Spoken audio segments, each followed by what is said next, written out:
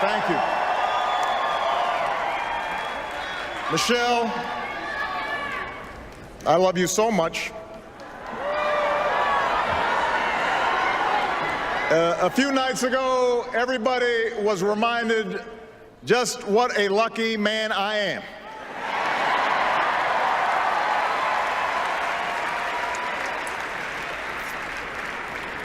Malia and Sasha, we are so proud of you.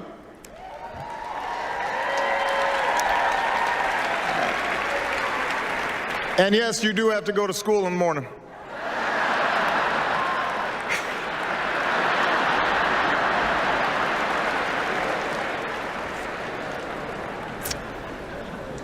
And Joe Biden, thank you for being the very best vice president I could have ever hoped for, and being a strong and loyal friend.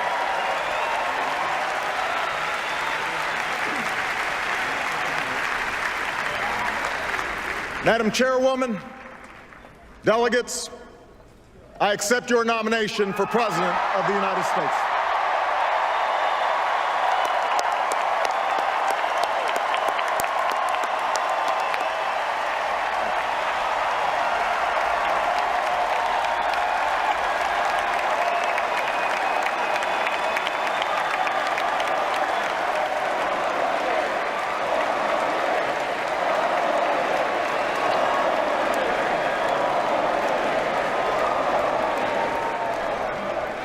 Now, the first time I addressed this convention in 2004, I was a younger man,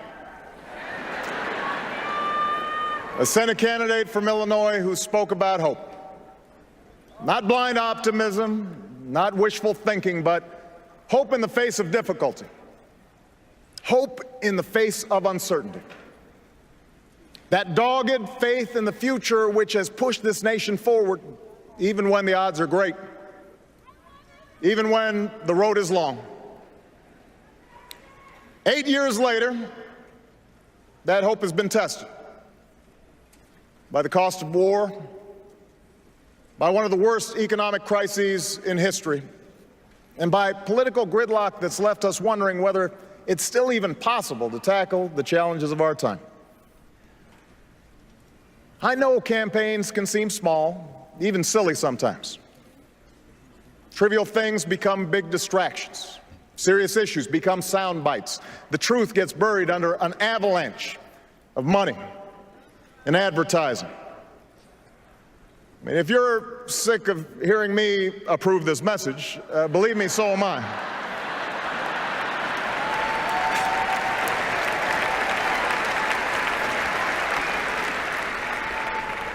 But when all is said and done, when you pick up that ballot to vote, you will face the clearest choice of any time in a generation. Over the next few years, big decisions will be made in Washington on jobs, the economy, taxes and deficits, energy, education, war and peace.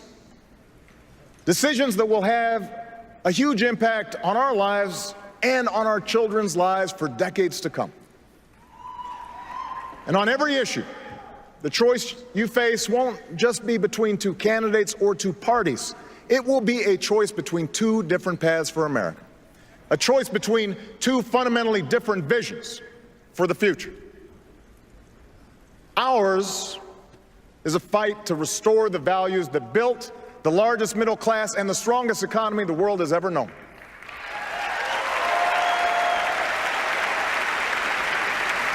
The values my grandfather defended as a soldier in Patton's army. The values that drove my grandmother to work on a bomber assembly line while he was gone. They knew they were part of something larger. A nation that triumphed over fascism and depression.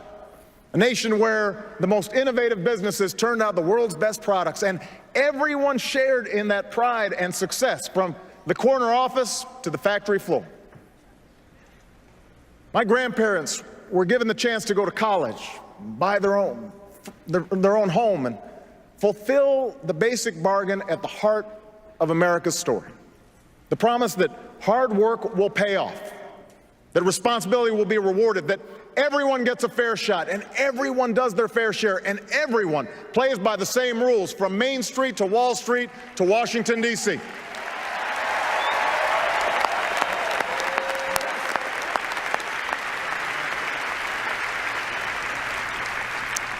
And I ran for president because I saw that basic bargain slipping away.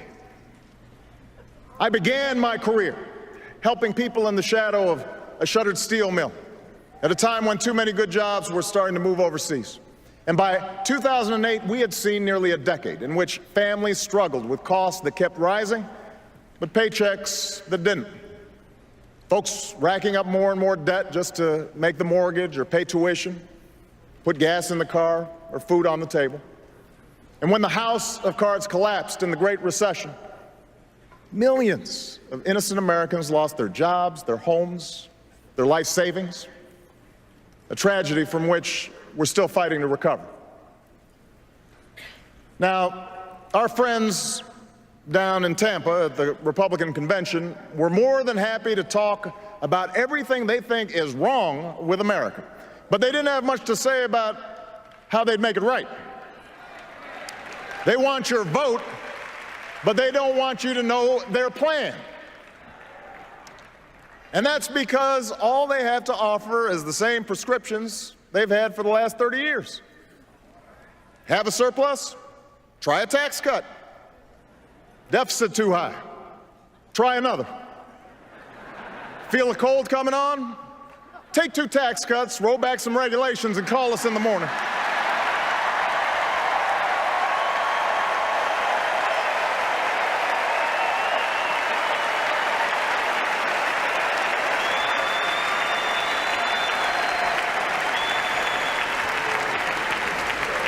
Now, I've cut taxes for those who need it. Middle-class families, small businesses. But I don't believe that another round of tax breaks for millionaires will bring good jobs to our shores or pay down our deficit. I don't believe that firing teachers or kicking students off financial aid will grow the economy or help us compete with the scientists and engineers coming out of China.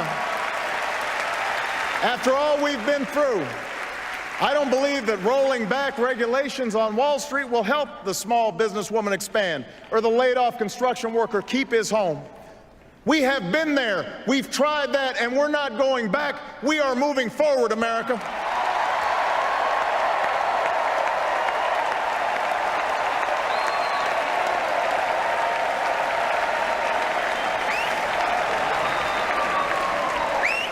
Now, I won't pretend the path I'm offering is quick or easy.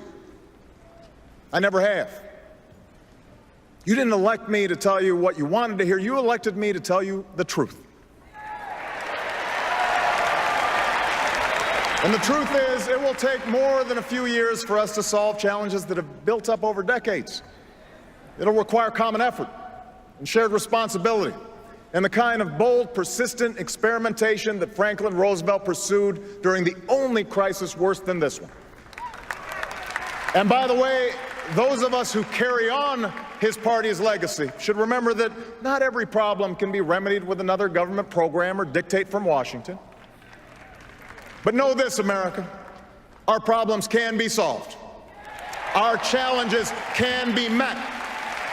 The path we offer may be harder, but it leads to a better place, and I'm asking you to choose that future. I'm asking you to rally around a set of goals for your country, goals in manufacturing, energy, education, national security, and the deficit. Real, achievable plans that will lead to new jobs, more opportunity, and rebuild this economy on a stronger foundation. That's what we can do in the next 4 years, and that is why I am running for a second term as President of the United States.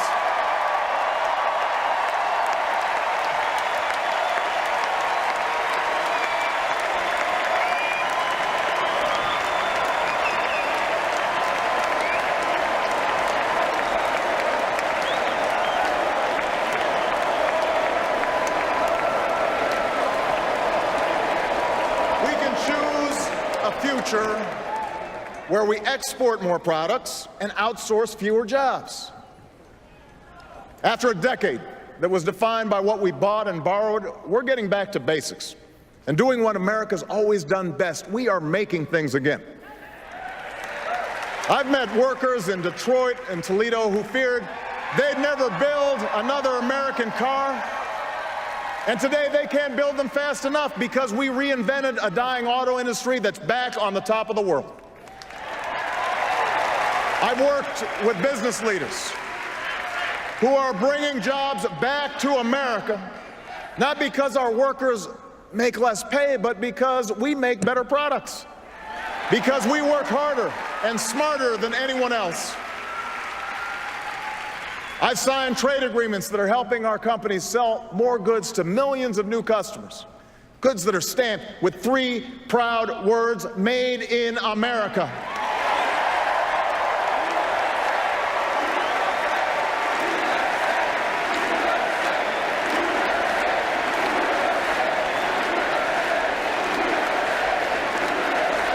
And after a decade of decline, this country created over 500,000 manufacturing jobs in the last 2.5 years. And now you have a choice. We can give more tax breaks to corporations that ship jobs overseas, or we can start rewarding companies that open new plants and train new workers and create new jobs here in the United States of America.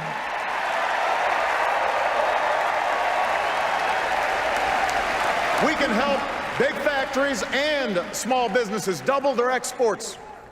And if we choose this path, we can create 1 million new manufacturing jobs in the next 4 years. You can make that happen. You can choose that future. You can choose the path where we control more of our own energy. After 30 years of inaction, we raised fuel standards so that by the middle of the next decade, cars and trucks will go twice as far on a gallon of gas. We have doubled our use of renewable energy, and thousands of Americans have jobs today building wind turbines and long-lasting batteries. In the last year alone, we cut oil imports by 1 million barrels a day, more than any administration in recent history. And today, the United States of America is less dependent on foreign oil than at any time in the last 2 decades.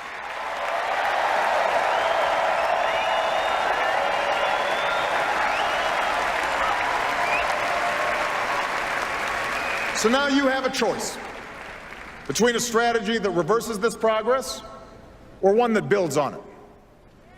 We've opened millions of new acres for oil and gas exploration in the last 3 years, and we'll open more. But unlike my opponent, I will not let oil companies write this country's energy plan or endanger our coastlines or collect another $4 billion in corporate welfare from our taxpayers. We're offering a better path.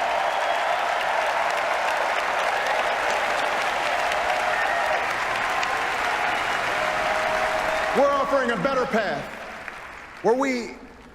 a future where we keep investing in wind and solar and clean coal, where farmers and scientists harness new biofuels to power our cars and trucks, where construction workers build homes and factories that waste less energy, where we develop a 100-year supply of natural gas that's right beneath our feet. If you choose this path, we can cut our oil imports in half by 2020 and support more than 600,000 new jobs in natural gas alone.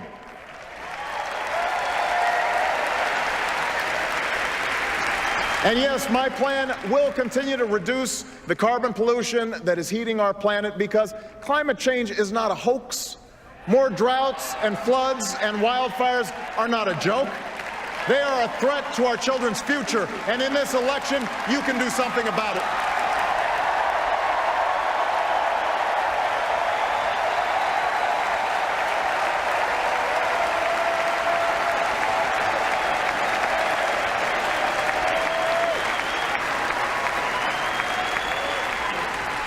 You can choose a future where more Americans have the chance to gain the skills they need to compete, no matter how old they are or how much money they have.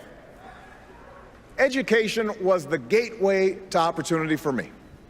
It was the gateway for Michelle. It was the gateway for most of you. And now, more than ever, it is the gateway to a middle-class life.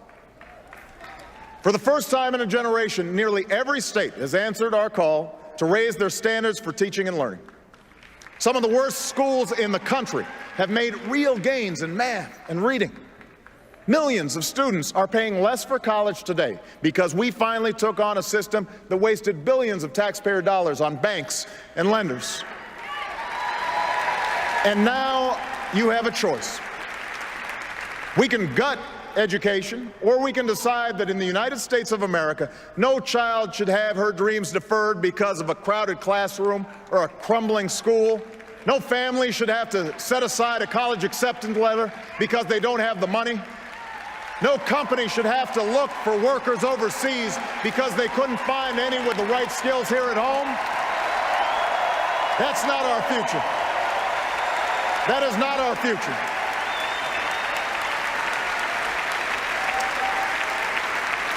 The government has a role in this, but teachers must inspire, principals must lead, parents must instill a thirst for learning, and students, you got to do the work. And together, I promise you, we can out-educate and out-compete any nation on earth. So help me recruit 100,000 math and science teachers within 10 years and improve early childhood education. Help give 2 million workers the chance to learn skills at their community college that will lead directly to a job. Help us work with colleges and universities to cut in half the growth of tuition costs over the next 10 years. We can meet that goal together. You can choose that future for America.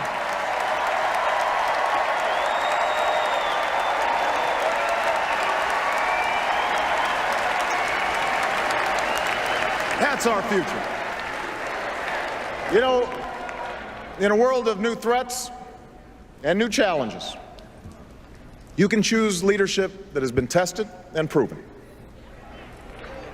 4 years ago, I promised to end the war in Iraq. We did. I promised to refocus on the terrorists who actually attacked us on 9/11, and we have.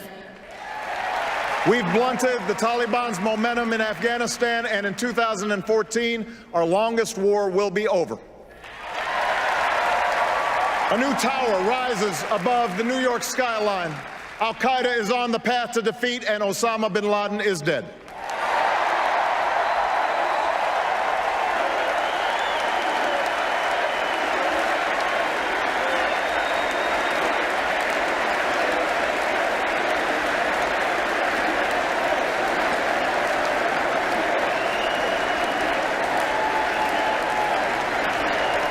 Tonight, we pay tribute to the Americans who still serve in harm's way. We are forever in debt to a generation whose sacrifice has made this country safer and more respected. We will never forget you. And so long as I'm Commander-in-Chief, we will sustain the strongest military the world has ever known. When you take off the uniform, we will serve you as well as you've served us, because no one who fights for this country should have to fight for a job or a roof over their heads or the care that they need when they come home.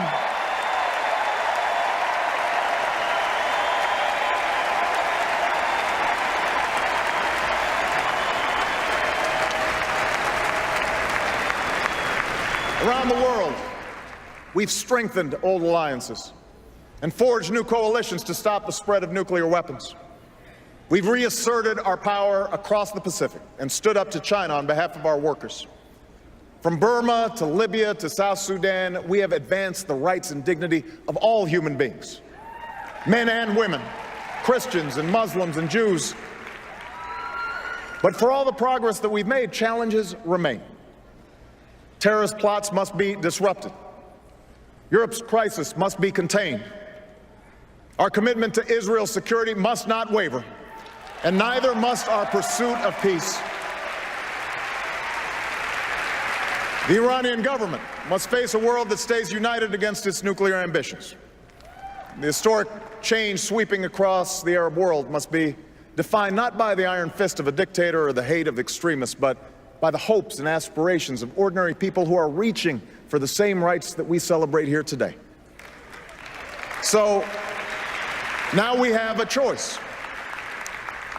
My opponent and his running mate are new to foreign policy.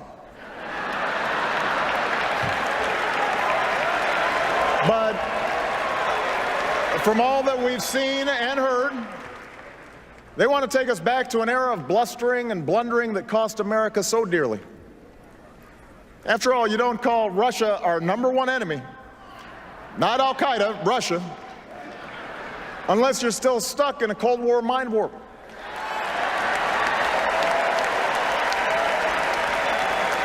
You might not be ready for diplomacy with Beijing if you can't visit the Olympics without insulting our closest ally.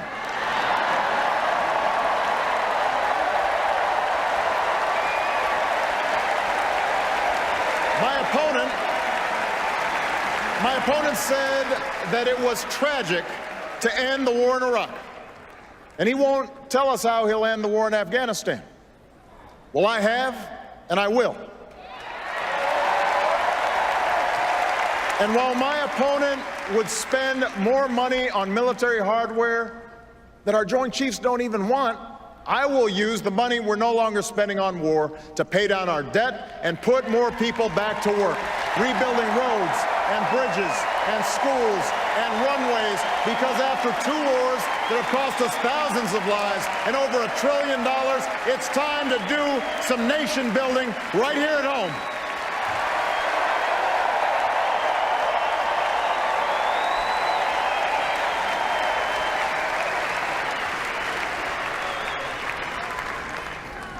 You can choose a future where we reduce our deficit without sticking it to the middle class. Independent experts say that my plan would cut our deficit by $4 trillion. And last summer, I worked with Republicans in Congress to cut $1 billion in spending, because those of us who believe government can be a force for good should work harder than anyone to reform it so that it's leaner and more efficient and more responsive to the American people. I want to reform the tax code so that it's simple, fair, and ask the wealthiest households to pay higher taxes on incomes over $250,000. The same rate we had when Bill Clinton was president, the same rate we had when our economy created nearly 23 million new jobs, the biggest surplus in history, and a whole lot of millionaires to boot.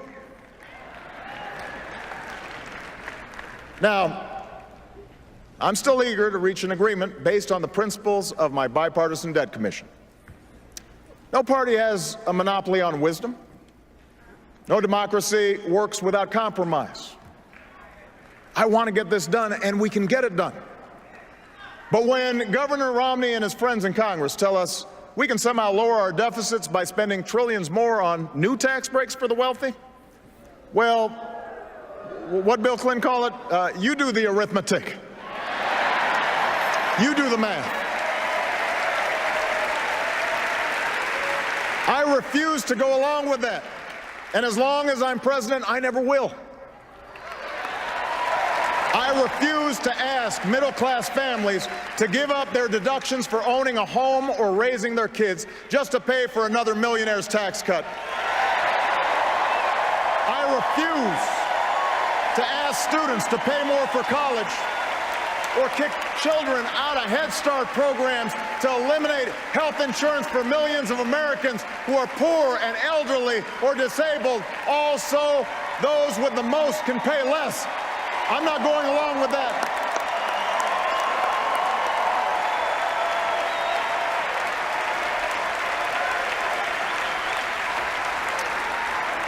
And I will never turn Medicare into a voucher.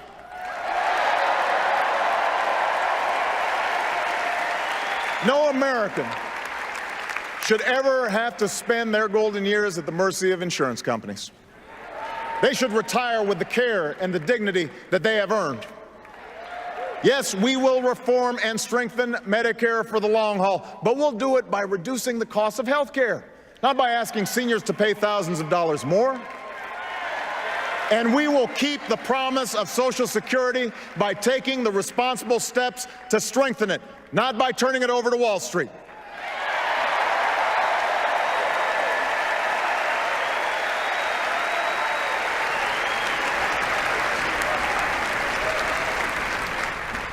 This is the choice we now face. This is what the election comes down to. Over and over, we've been told by our opponents that bigger tax cuts and fewer regulations are the only way. That since government can't do everything, it should do almost nothing. If you can't afford health insurance, hope that you don't get sick. If a company releases toxic pollution into the air your children breathe, well, that's the price of progress. If you can't afford to start a business or go to college, take my opponent's advice and borrow money from your parents.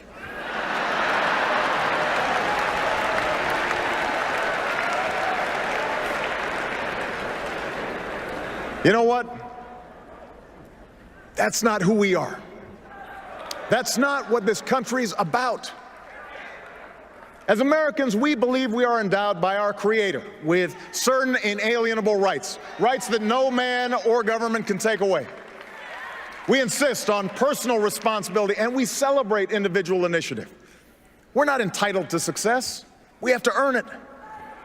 We honor the strivers, the dreamers, the risk takers, the entrepreneurs who have always been the driving force behind our free enterprise system, the greatest engine of growth and prosperity that the world's ever known. But we also believe in something called citizenship. Citizenship, a word at the very heart of our founding, a word at the very essence of our democracy. The idea that this country only works when we accept certain obligations to one another and to future generations. We believe that when a CEO pays his auto workers enough to buy the cars that they build, the whole company does better. We believe that when a family can no longer be tricked into signing a mortgage they can't afford, that family's protected, but so is the value of other people's homes. And so is the entire economy. We believe the little girl who's offered an escape from poverty by a great teacher or a grant for college could become the next Steve Jobs, or the scientist who cures cancer, or the President of the United States, and it is in our power to give her that chance.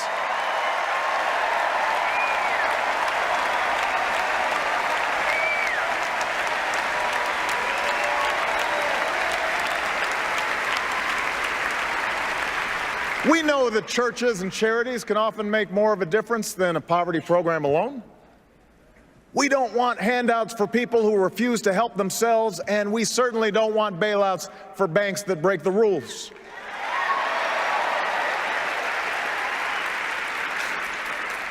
We don't think that government can solve all of our problems, but we don't think that the government is the source of all of our problems, any more than our welfare recipients, or corporations, or unions, or immigrants, or gays, or any other group we're told to blame for our troubles.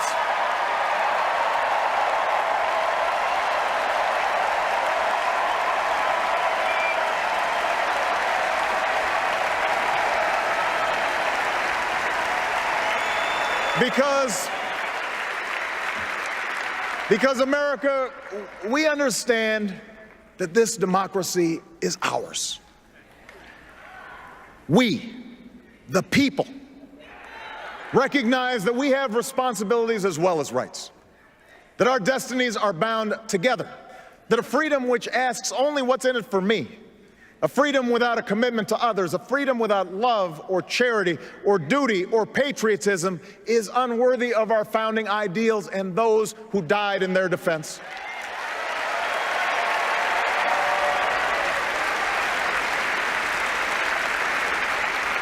As citizens, we understand that America is not about what can be done for us. It's about what can be done by us, together, through the hard and frustrating but necessary work of self-government. That's what we believe. So you see, the election 4 years ago wasn't about me.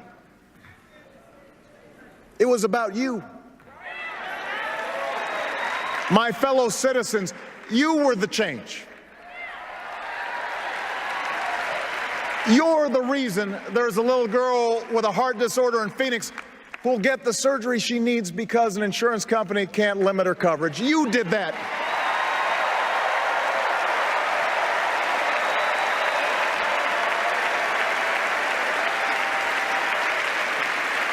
You're the reason a young man in Colorado who never thought he'd be able to afford his dream of earning a medical degree is about to get that chance. You made that possible.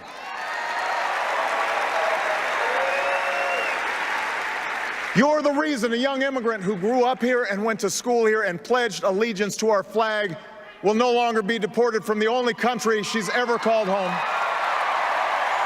Why selfless soldiers won't be kicked out of the military because of who they are or who they love.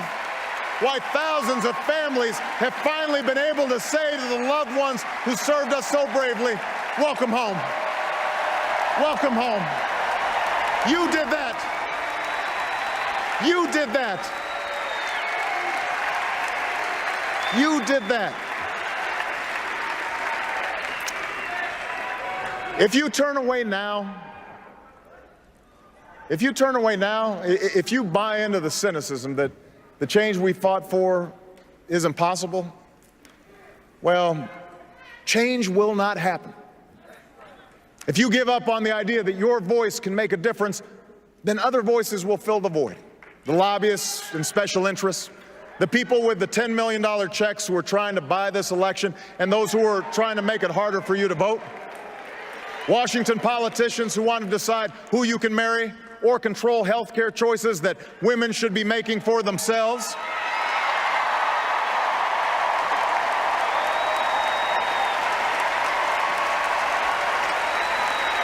Only you can make sure that doesn't happen. Only you have the power to move us forward.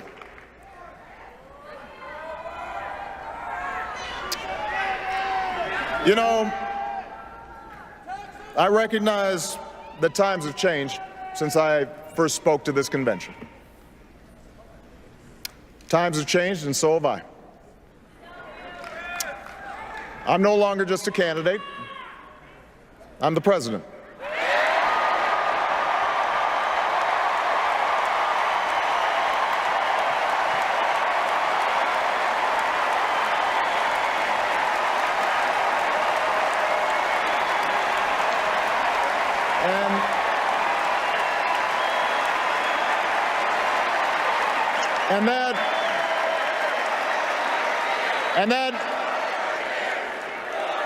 And that means I know what it means to send young Americans into battle.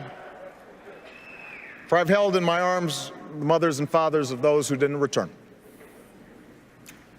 I've shared the pain of families who've lost their homes and the frustration of workers who've lost their jobs. If the critics are right that I've made all my decisions based on polls, then I must not be very good at reading them.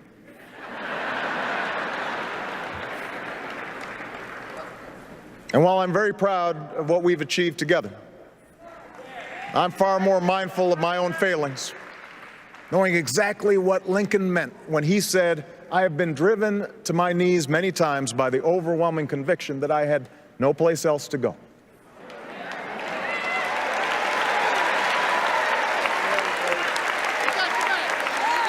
But as I stand here tonight, I have never been more hopeful about America. Not because I think I have all the answers, not because I'm naive about the magnitude of our challenges. I'm hopeful because of you. The young woman I met at a science fair who won national recognition for her biology research while living with her family at a homeless shelter, she gives me hope. The auto worker who won the lottery after his plant almost closed but kept coming to work every day and bought flags for his whole town and one of the cars that he built to surprise his wife. He gives me hope. The family business in Warroad, Minnesota that didn't lay off a single one of their 4,000 employees when the recession hit, even when their competitors shut down dozens of plants, even when it meant the owner gave up some perks and some pay because they understood that their biggest asset was the community and the workers who had helped build that business. They give me hope.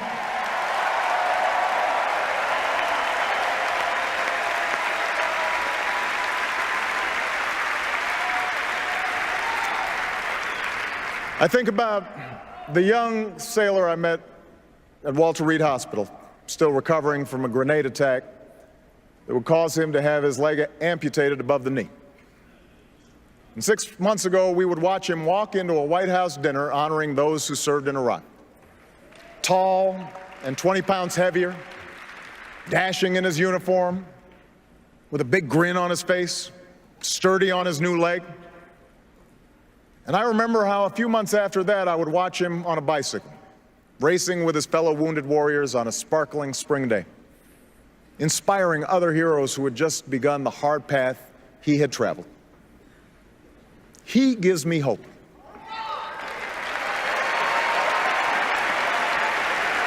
He gives me hope. I don't know what party these men and women belong to. I don't know if they'll vote for me. But I know that their spirit defines us. They remind me in the words of Scripture that ours is a future filled with hope.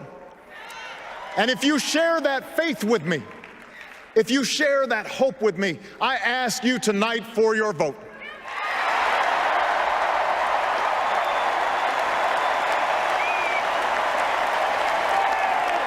If you reject the notion that this nation's promise is reserved for the few, your voice must be heard in this election. If you reject the notion that our government is forever beholden to the highest bidder, you need to stand up in this election. If you believe that new plants and factories can dot our landscape, that new energy can power our future, that new schools can provide ladders of opportunity to this nation of dreamers, if you believe in a country where everyone gets a fair shot and everyone does their fair share and everyone plays by the same rules, then I need you to vote this November.